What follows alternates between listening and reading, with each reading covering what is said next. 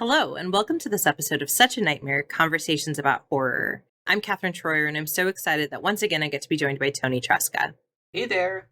This is a podcast where the horrifically nerdy meets the terrifyingly academic, as we explore that fine line between the horrific and the horrible. Each episode looks at a specific horror text that is for better or worse, giving us nightmares. And we are so excited to have you join us today for our discussion on 2022's Barbarian.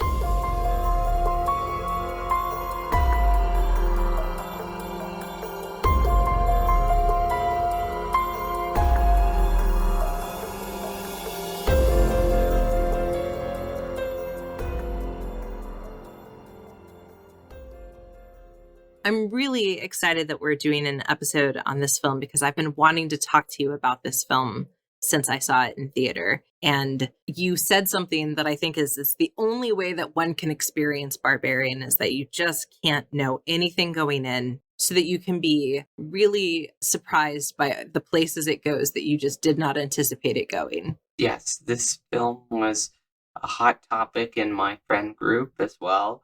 I hadn't, as well as you had been recommending it since you saw it over the summer. But the summer was a fairly busy time for me, just a little. Between getting ready for a play as well as getting ready to move. No biggies, little things. Little things. So I missed it over the summer. But this podcast was a great excuse to sit down and watch it for free on HBO Max. So I guess it's not for free. You do indeed have to pay for an HBO Max subscription. Don't get any ideas. But I sat down and I was really surprised by it. I had seen the trailer when it first came out in theaters or like online or something. And so I knew the premise, which I guess I'll just jump into kind of the plot. Do it. Which is that this woman finds out that the Airbnb that she had booked with is double booked with this other man, which in and of itself right there that was a pretty intriguing horror premise. And so that is kind of what I expected the movie to be.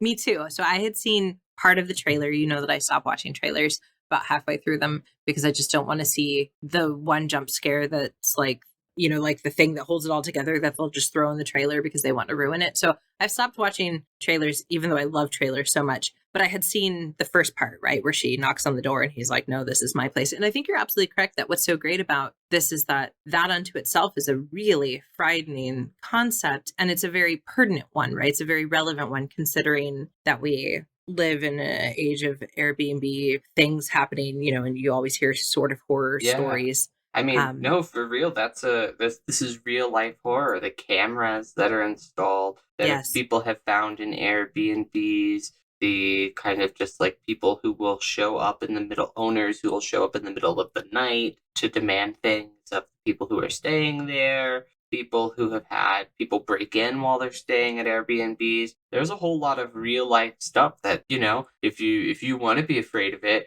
you don't have to go looking very far. Well, and one of the important elements of this particular film, that's another thing about Airbnbs, as opposed to, say, hotels, is that, you know, the place she's staying is in a neighborhood that's gone to ruin, right? And it's just Detroit, the Detroit neighborhood of Brightmoor. Yes. And we see that, you know, the price that she pays for having gone somewhere she could afford to stay, which is in the middle of nowhere, in that, you know, like there's just that element of at a hotel, we often stay in a room next to a room of strangers, right? That's how hotels are organized. But because you feel like you're not isolated, there's that element. And I have to say that the decision to cast Bill Skarsgård as this man that Tess, played by Georgina Campbell, you know, stumbles upon is a perfect choice for both raising our fears, because we've seen him in other things where he's doing horror-y things. Of course, Pennywise is the first thing that comes to mind, but also like a lot of indie stuff too. Yes. But he's also not technically on the surface someone that should, quote, raise flags, other than the fact that he's a very tall man, right? Like he looks as harmless as someone might be able to look, considering that I don't think I would ever have done what Tess did, right? That's interesting that you use that expression, raise flags, because I was reading about the writing process by the writer-director Zach Cregger, and he mentioned that when his initial inspiration for writing the script was, he was like, I just wanted to write a scenario that raised as many subtle red flags as possible, but that you would believe that people would just kind of push through anyway. And so he went in kind of writing the script kind of blind. He was just like, he adopted the philosophy that if he was surprising himself, that the audience would always be surprised by what was going to happen next. And about 40 minutes into Oh my gosh. about 40-ish pages into the writing process, he was worried that the script was getting too predictable. And so he was like, he just followed that philosophy all the way through of, I've got to keep surprising myself as I'm writing it. And that's kind of how we got Barbarian. That explains so much, because that explains why, for the first time in a very long time, I watched a film and wasn't able to predict the beats, right? Like, when, very much a spoiler alert, but again, you shouldn't probably be listening to this episode unless you're prepared for that. When Skarsgård's character dies, I was like, what? Like, it was so unexpected to me, because I just, that was super shocking in a way that, we watch a lot of horror. We do. It's kind of hard to surprise us. We've seen a lot of the tropes done over and over again. Yes. We know that it's pretty rare that, unless you're a Scream movie, you don't cast a big actor and then kill them off. Like, yeah. Until the very end. Like, you got to keep your moneymaker around. But the film kind of like does this handbrake turn and then introduces Justin Long's character. Yes. Who goes on a real journey as well. It's a very, tonally, it's very different. It's also an equally horrifying whole thing that's going down there. We don't give it any information other than that he's being accused of raping somebody, which is, interestingly enough, the situation that had happened in the house all those years ago, back in the 80s, that had created this problem. And before we jump that far, I want to jump back to something you said about a decision made by the writer-director, which, by the way, this is his first full-length feature film. Right, it's like, good for you. I sure wish that I could be as successful with my first full-length feature film. But although he is, of course, it would be a shame not to mention his comedy background. He spent years, he did in some work, particularly, probably the thing that if you would know him from, he was from The Whitest Kids You Know, which was a New York City-based comedy troupe. And then he also did some other like sitcom-y stuff. But this is his first creative endeavor, and it's shockingly, it's like impressively good. And I'm glad you mentioned his comedy background, because that I increasingly feel that like every horror writer should have to learn how to write comedy, because the relationship between the two is just so important. And this film does such a good job of being funny. You've either got to come from a comedy background or a pornographic background. These are the requirements. Yes, one or the other. Now, if you could come from both, right, then you'd win like the trifecta. This is, of course, referencing the theory that porn, comedy, and horror all are basically stem from the same source. Yeah, they're all what's called body genres, right? Because each one of them evokes a physical, visceral response, be that laughter, screams, or, sexual release, right? Absolutely. And I gotta say, this film was pretty good at releasing all of those in moments. Yeah, yes. But I want to go back to the part that you mentioned about Cregger, saying that he wanted to have these subtle red flags that were subtle enough that this character of Tess could push through. Because I started by saying, I would never have spent the night. That's not actually something that I can say without being in that situation, because she doesn't have anywhere else to sleep. She's in dire straits. She has to have this job interview. And there was a time that when I was like 16 and I went to Europe for a summer program, came back,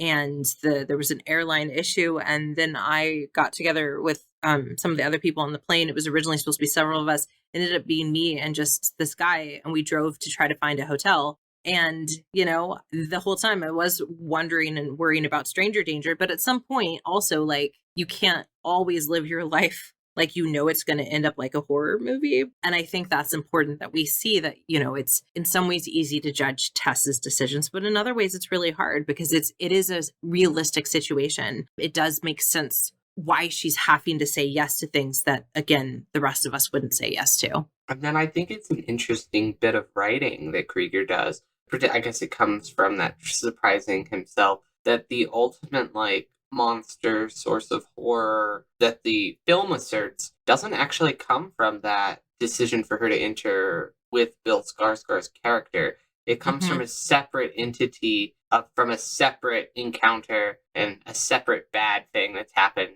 in this space. So in theory, like, whether or not this other guy was here, this door to the basement would still be here. Exactly. And at no point in the film is he, you know, is Keith Skarsgård's character like a bad guy, which was, again, I think a really like unexpected decision because I kept waiting for him to somehow, much like Justin Long's character, right, somehow just be low key at the very least, low key icky. But then, you know, he gets killed and you're like, oh, so much has happened. I want to go back because there's some really amazing cinematic decisions that are made with Tess's like investigation and finding the tunnel, right? There's some beautiful cinematography with like her using the mirror to create the light source. That's just like, again, really great to see and so very unexpected. We've seen versions of people deciding to investigate things maybe they shouldn't, but I don't think I've ever seen it visually depicted quite this way. And that was a very intense and stressful scene,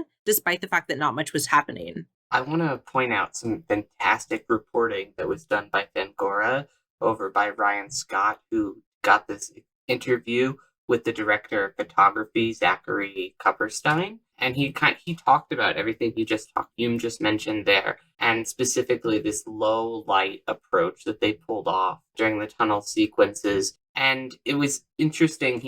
Director of photography actually referenced 2 other filmmakers by name that he used as inspirations for building the 2 worlds of the film, the upstairs of the house and the horrors below.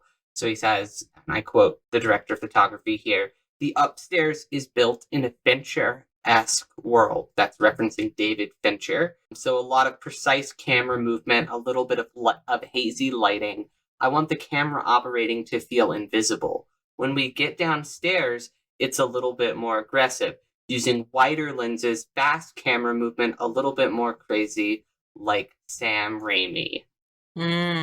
That ties in nicely to, so there's not a lot of scholarship that's like academic scholarship yet because of just how long it takes to publish scholarship. And so for a film that came out in 2022, it'd be a really fast turnaround, although I'm pretty sure we'll start having stuff in the next little bit. But there are a number of articles like the Fangoria and an article by Slate that are pointing out just how cognizant our filmmakers, all of them, were in being aware of the genre. There's a piece by Sam Adams in Slate called "Barbarian is the smartest, funniest horror movie in ages." And what Adams argues is that, you know, it's very clear that they're aware of the tropes of horror and how to manipulate them, both for scares, but also for laughs, right? And just the fact that, like, that phrase, the smartest, I think is really key in that this is a film that is very aware of why it's doing the things it's doing and who it's referencing, right? Like, I love that fact that he can tell you that the above ground and below ground are different worlds. So they have to have different sort of sources of inspiration in terms of the cinematography. That's brilliant. Yeah, I think that as soon as I really like that the headline that I guess that you just referenced there, and talking and acknowledging also the comedy that arises from it as well. I think the comedy background from the writer director really comes through, particularly in a lot of the like gross out moments. Oh my gosh, that the film does as well, which are both like disgusting, but also just a little bit like silly as well. Yeah, having seen this in theater, it was interesting because like there were definitely moments that you were like, I want to laugh. I feel like I should laugh, but it also feels like I'm going to be judged when I'm laughing. You know, and a lot of the scenes are with the mother where you're like, this is hysterical because it's so uncomfortable. But most of the audience wasn't laughing. except for me and my partner. And it was one of those moments that then I was like drawn to like, is there something wrong with me or them that is there something wrong with them that they're not laughing, or me that I am? But you're absolutely correct that there's so much that's like, you just can't help but laugh because it's so ridiculous.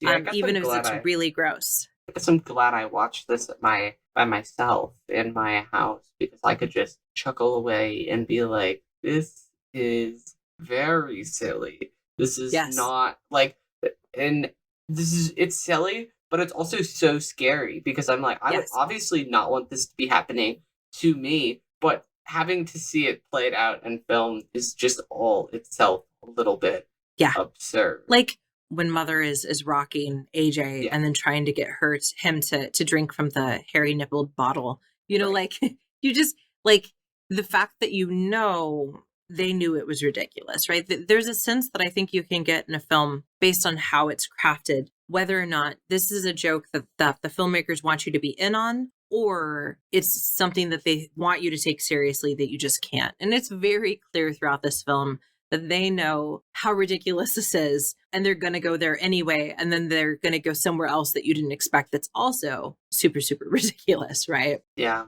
But what I love about this film is that in between these moments of ridiculousness and just things like uncanniness, right? I think it's interesting and important to know that, you know, the mother figure is played by Matthew Patrick Davis, right? So he feels very uncanny in his performance of the mother. Even though there's these things in there, there's some really actually horrifying elements to this film. And I think a lot of them are especially horrifying for me as a woman, that you may also find them horrifying. But I think about, like, one of the best moments in the film is the difference between how Tess feels about having stumbled upon an underground lair versus how AJ feels. Yeah. Right? Like Tess is like, this is not okay. And AJ's like getting out his ruler, which was a hysterical scene. Yeah. You know, I measuring mean, it might increase the property value. So I love Justin Long. He cracks me up in everything that he's in. He's a great actor. Great character actor. He was really good, really fun in this. And I mean, he turns this character who is like a douchebag into someone who is like vaguely sympathetic until the right up until the very end, when he like betrays her. In doing that, this film allows us to have this conversation about the power of gaslighting, right? Because, like, again, you're seeing this character and you're like, I know he's not a good guy, but he keeps saying he's a good guy. Maybe I'm just reading the situation wrong. Maybe, you know, I'm interpreting things incorrectly. And of course, the police out and out accuse Tess of, you know, making stuff up, and they think that she's on drugs and, you know, all this stuff. Yes. Which is absolutely horrifying. Whereas I think it's a very interesting contrast that when they are breaking the news to AJ's character that this actress who he's working with has accused him of rape, they're all there using words accused, alleged. They're like, they're very careful around it. They're like, we don't know anything. Don't proceed. Don't calm down. We don't actually know it. This is all very fine. Whereas with Tess, immediately it's like, we'll put you away. Yes. Stop being hysterical. Absolutely. Do you want interesting fun fact about the filmmaking process? Do you want to know who the first choice to play AJ was? Yes. So the original vision for the character was more of like a dude bro himbo beefcake. Oh. Direct quotes from Cregger there. And the original choice for the role was Zach Efron. Oh, that's interesting. Of High School Musical, 17 Again fame. However, who recently played the father in the most recent adaptation of Firestarter, and I was like, I'm not okay with this reminder that, like, this person that's famed for being a high schooler in High School Musical is now playing father figures. I'm not keen on that passage of time. But yes, that would have been interesting. Do you know why they went a different direction? Yes, because when they offered the role to Zach Efron, he turned it down. I guess he didn't either, maybe because of his work on Firestarter. Maybe he didn't enjoy it very much, or he just didn't feel like this character would fit his image or brand. But for whatever reason, the Efron team decided they didn't want to do this. So Cregger kind of reworked the character to take it in a different direction and cast Justin Long for his warm, disarming, charming, lovable presence on screen, which he thought might end up making the character a little bit more relatable to the audience, despite like his kind of like overall terribleness. I think it worked out for the best. Like I'm actually a fan of Zach Efron's performances and a lot of stuff. He's obviously Me as well. able to do comedy as well as more serious stuff. But I do think that there's something really disarming that we needed in Justin Long that I'm not sure Zach Efron would have ever been able to give us. I think with Zach Efron, you would have been like, his performance, I think, probably would have read as being a little bit more like, yeah, I think this guy definitely raped her. Like, I think that there is, and like, that would have been, and I hesitate to use this word around it, but like, quote unquote, the joke of that character was that like he so clearly did do it, and he's like so bad at like covering it up, which, so I think it's more interesting, and he uses the word engaging, or but I think realistic or relatable would also be a good word to use. Because you're right, even though he comes across always as a little douchey, in part because of the rhetoric that's used, alleged, things like that, and in part because AJ describes himself, as this real advocate for women and describes himself as a good guy, which should always be, in some ways, a red flag. By the end of the film, right, we need to kind of be surprised that even as we're not surprised by AJ's final actions, right? Because he keeps almost being a good guy. He really does. He also, until push comes to shove. Right. Literally. In That's the kind of pun I would usually I know. I did. Well, it was accidental, so I must just be channeling my inner Toni. I also just appreciate this film's sort of triptych feel, right? That it's, films often inevitably, stories often inevitably have 3 acts. But this film has, it's like a triptych, right? So, when you think about art and you think about triptychs, if you often think about them, you're thinking about, like 3 panels that are connected in theme and that you want to be able to see all 3 of them together, but each one is a distinct sort of creature unto itself. And I don't know if we build triptychs as much as we used to, but they used to like be done a lot in medieval and Renaissance times, and they would literally be sort of displayed together, but you could view each panel on its own. And I felt that way about this film, which in other films would just feel sloppy or like they shoved 3 films together. But instead it kind of feels, we have the first story and then we have the second story, which is presenting us with some of the same themes: gaslighting, how do you make decisions in hard times? But we're getting it from AJ's perspective instead of Tess's. And then, of course, in this third one, that's when we get the flashback and we get to see, just truly what's the horror here. But also, is it the guy? It is the guy that obviously kidnaps and impregnates women, but it's also the AJs of the world. It's also the police who are unwilling to listen in the world, right? Like it's these other people. And I just thought that was really, really well done in a way I don't remember the last time I've seen a film do that this effectively. And such a, like, I feel like subversion is in right now. Yes. And like, I call it, let's call it the Ryan Johnson effect. The kind of like, and I don't mean that as like this in any kind of bad way, but it is just like this kind of like need to flip audiences' expectations on their head. Like this idea that audiences, I guess, like have short attention spans. And so in order to keep them engaged within storytelling, if they're not like utterly shocked the whole time, like it's bad. I feel like a lot of times it just comes off as like lazy writing. Like it just comes off as shock value for shock value's sake. But I feel like this story really nice. It's like I like your metaphor. What was that called? A triptych? A triptych. And I think another interesting way to like maybe describe it would be like a triptych or like a Russian nesting doll, because the story really does kind of like at every layer that it kind of peels back of itself, it's still the same story, but it's showing it from a different angle, a little bit deeper. Yeah. And you get a little bit different perspective of it. Yeah, Adams in the Slate piece says that Barbarian script thinks through its problems as much as it needs to and no more. It knows that horror and logic are enemies at heart, and the trick is to make us desire the knowledge of what's behind the door more than we care why it's opened. And then he says its best trick is that there's more than one door. And I think that's, just we're constantly going literally, but also, of course, figuratively through doors. And I think that's just interesting. And I think it's really, this is an example of just like smart marketing for a film. And I think how you do have to acknowledge that something about the Ryan Johnson effect that I think is good that it is being pointed out is like Mm-hmm. this idea that like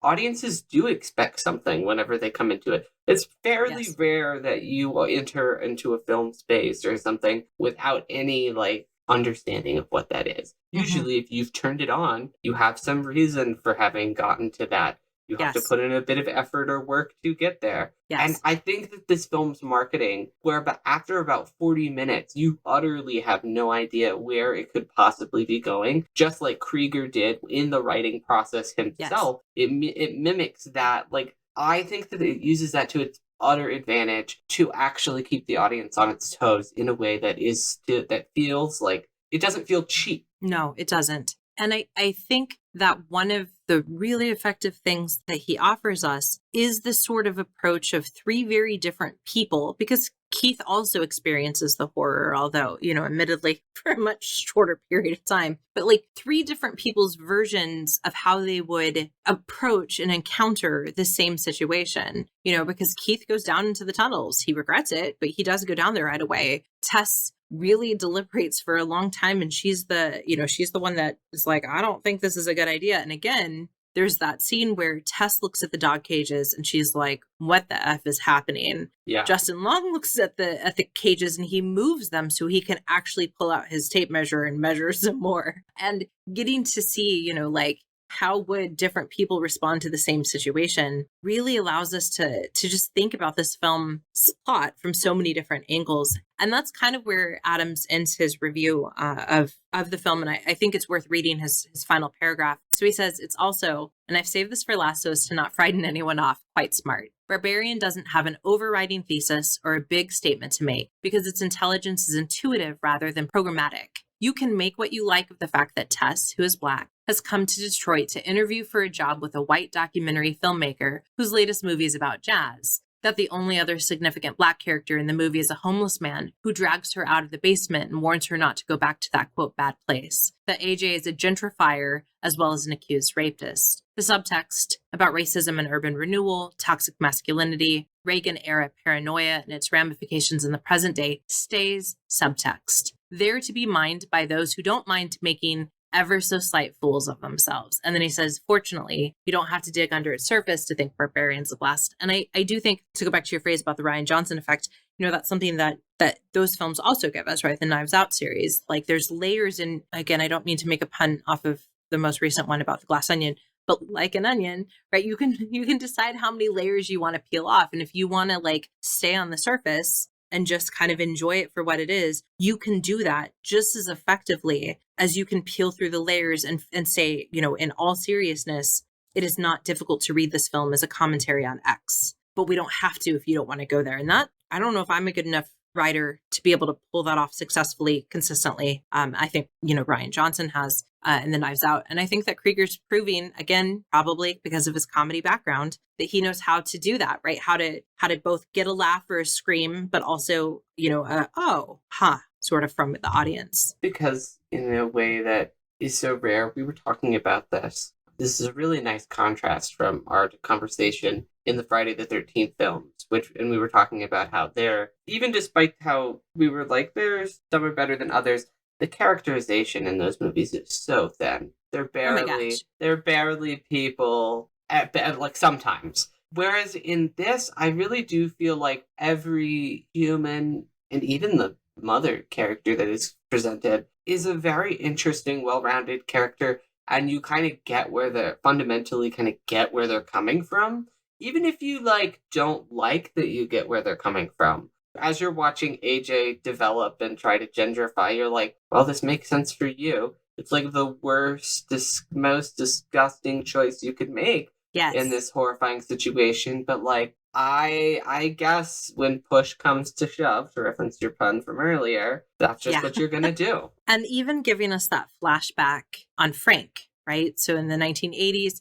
Yes. And letting us see, first off, just cinematically reminding us of how Detroit once was, the sort of a thriving center, and now it is repeatedly the source of horror films. But like, we even get to see, I don't think anyone sympathizes or empathizes with Frank, but he's also a fully developed character. So that by the time AJ finds him in the basement, he's not just, he's both a caricature, this over the top, ridiculous figure who's built a basement tunnel to keep his women, but he's also someone that we can understand the nuances of better. And that's, like you said, and he does that with the mother as well, and knows when you've reached a point where you just have to also then be absurd, right? Because of course, like Jason and Michael Myers from the Halloween series, you're not really ever supposed to laugh at their ridiculous antics. The humor comes from, other characters, but you're definitely supposed to laugh at the mother and her ridiculousness. So. And that, I think, also makes them more complete of characters, right? Because we're having multiple reactions to them. And I think it makes the final moments of the film all the more satisfying when, like, again, it's all very subtle. Like, it's not in your face morals. It's just like actions have consequences. Yes. And like AJ and Tess, there's nothing that says that same situation where Tess is like recognized by mother and spared by her, giving them the moment to have the upper hand, couldn't have happened with AJ there. But because AJ was a huge a-hole and pushed her off the water tower. Yeah. It's a water tower? Yes, it is. Pushed her off this water tower. She falls to the ground, gives them that moment to have their connection. He now has to die, and then she can still manage to walk away from that. But before he dies, that moment when he finds her after he's pushed her off, and he's trying to justify it. He's trying to justify it to her. I mean, again, this is a place where I can't envision, not that he couldn't do it, I just can't envision Zac Efron communicating that scene the way Justin Long did, because like you can see in Long's performance that AJ still literally believes he's a good guy. Like he's not just saying it, to like make her believe. He also truly, he's like, I didn't mean to. It is the only way. It was the only way. We couldn't possibly have both gone away from her in that situation. I had to do it. It was what was best. But it was just, And again, it's one of those scenes where, I'm laughing in the theater, but not everyone is, because I don't know if everyone, maybe they didn't find it funny, or maybe they didn't appreciate what the humor was trying to do in that moment. But like, it's just so easy to laugh, because if you don't laugh, you're going to scream in frustration, because I think we've all encountered personally or, through anecdote, those people that often label themselves as the good guy, right? And then do these increasingly horrendous things. And you're like, how can you still believe this about yourself? And the mother saves Tess, right? Like, and we know that she is herself a victim. And that's also interesting to be reminded that even as we may find this mother really disgusting, is it fair, right? Like, she has to die for Tess to live, but like, it's super not fair that she had to become this monstrous creature in the first place. She did nothing to deserve that. And that's also a really, I think, just important layer that you don't have to pay attention to, but that's really worth paying attention to. And how quickly Tess is still willing to disregard that in the way of her being able to move on. And it's similar, if you want to read into it, which I kind of been interested in, it being connected to that theme of like gentrification and like the degradation of the neighborhood and things being left behind. I think it's a continuation of that. It's now, because it's ugly, because it's run down, she's not like, doesn't look like the rest of how proper society wants it to look. Easier to leave behind. She has to do it for her own survival so that she can have a better job in Detroit, a better area, and leave that behind. She's got to move on. And now she has no baggage tying her. And I don't think that makes her a bad person. I think that's what's so interesting and fascinating about all of these characters, is that like you can try to label them with like a moral compass and whatnot, but I think fundamentally at the end of the day, they're just responding as best they could to these insane situations, and there are really interesting consequences because of that. I think that's a lovely point, because you're so correct that so much of horror is trying to impose some sort of moral compass, right? These people, these teenagers engaged in sex and drugs, therefore they obviously must be punished. These characters were good, therefore they deserve to live. And this film is really like, there's no judgment cast. It's just like, this is what they did. We're just going to see what they do. And I mean, I think he's casting judgment, Cregger and crew on Frank, right? I think certainly to some degree on AJ. And on AJ. But like, our you're boy right. Keith. Tess is not, and Keith, yeah. If they do, Keith does pretty much nothing wrong, but that doesn't save him in any way. And also doesn't save him from not being a product of suspicion by the audience the entire time he's on screen, which is also interesting commentary that you can read into if you want to. Yes. As well.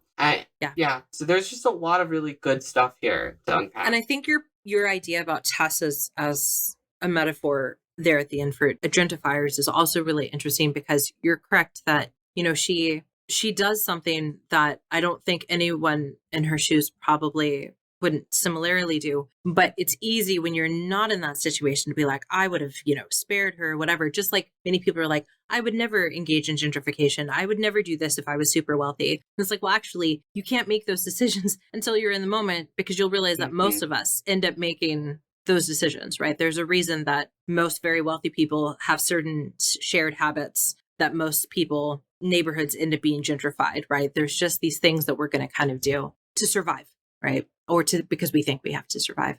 So this is a very rich text, and it did very well, honestly. Oh my gosh. Overall. It was a largely domestic release, but against a $4.5 million budget, it ended up making $45 million before going to streaming and earning money there. And now it's available for also rental, but also on HBO Max as well. I mean, that's a huge profit, especially considering that you and I've talked about that, lately films are really struggling to even break even with their budget. And this film, again, illustrated the power of just simplifying budget costs so that you can possibly make money, which is at some point a thing that has to happen if you want to keep making films. Congratulations, Disney. One of your acquired studios does it again. But unfortunately, it doesn't seem like this film is going to be getting a sequel. I almost said unfortunately, but I do think it just stands on its own as like a really nice solo text. Good. Krieger talked about it. There's a big twist around the 40-minute mark. It's my favorite moment. Barbarian 2, not for me. Never say never, but I doubt it. Not interested in a prequel either, because he said that would have to focus on the story of Frank. Yeah. And he says, I quote, "I'm personally not interested in making a movie about a man who abducts women." I'm more than happy to have that be a setting for another story like Barbarian is, but I don't want to watch that guy for an hour and a half. So I think that's a fairly good call. I think that's a great call. He does seem to have another movie in development already. It was the subject of an 8-figure bidding war between studios. Ooh. New Line ended up winning. So look forward to Weapons by Krieger. That's the title of the film. It's a horror epic set to hit theaters eventually.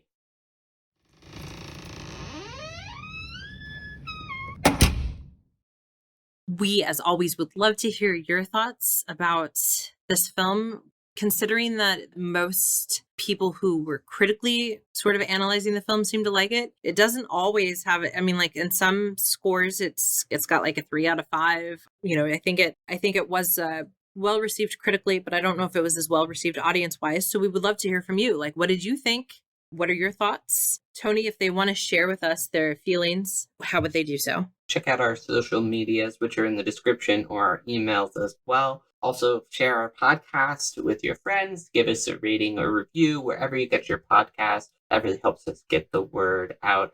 And we just love hearing from you. So, yes. Yeah, we do. Just love hearing from you. And we are going to go where in our next episode? We are continuing our journey through the Friday the 13th franchise. We're on to part 7 from 1988, The New Blood. I'm very, very bothered by the use of that article there, The New Blood. So I hope that the film explains why it's The New Blood, not just New Blood. But you can join us for that investigation next. There will only be one New Blood. Stop it, I don't like it. The New Blood. That's right. Thank you so much for listening to our nightmares. and have a spooktacular day.